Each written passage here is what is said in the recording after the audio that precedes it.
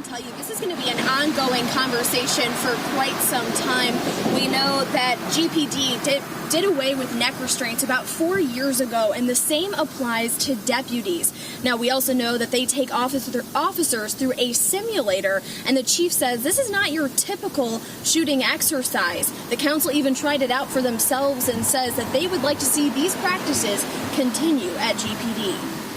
And it's not all police officers, it's just there's some of them, they know they're police officers, but when they come in the room, they want you to know they're a police officer. Making sure Greenville officers are accountable, a big conversation to bite off that the Greenville City Police Chief and council members covered Monday. And it's about treating everybody with dignity and respect and speaking to people properly. The deadly neck restraint used on George Floyd hasn't been authorized by GPD officers since 2016. Chief Thompson says lethal force is based entirely on situation according to policy. People are used to seeing, I think, on TV, like where they're given the green light. There is no green light in law enforcement. We learned lethal force does, however, require 3 things. If there's an intent to kill an officer, close proximity to do so, and if the suspect has the ability. Because there's been so many African-American young men and now women that have been killed for a simple conversation. Councilwoman Fleming says concerns brought to council include the way officers begin their interactions with suspects.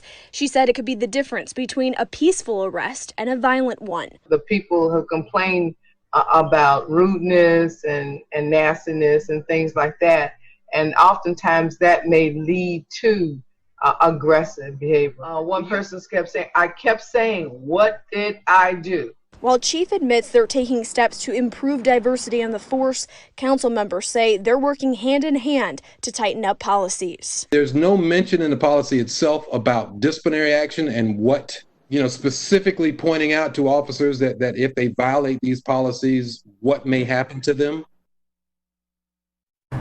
And during my conversation with Councilman Fleming, she mentioned that she suggests printing off these policies online so people have access to them. She says some people might not even realize that officers who fire off warning shots, that is forbidden here at Greenville Police. For now, reporting live in downtown Greenville, I'm Shale Remien, Fox Carolina, the 10 o'clock news.